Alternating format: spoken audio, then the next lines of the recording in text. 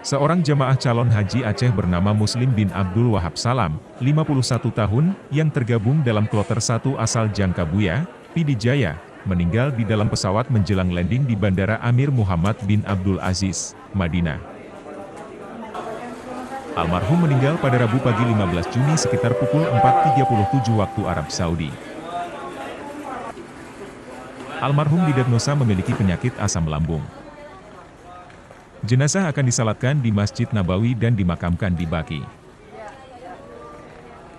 Telah berpulang ke rahmatullah salah satu jamaah haji kita yang berangkat tadi malam dari embarkasi Banda Aceh atas nama Muslim Abdul Wahab Salam, usia 51 tahun dengan nomor paspor C6765252 asal Kabupaten Pidi Jaya.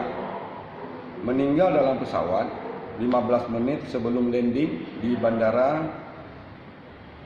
Amir Abdul Aziz, Madinah.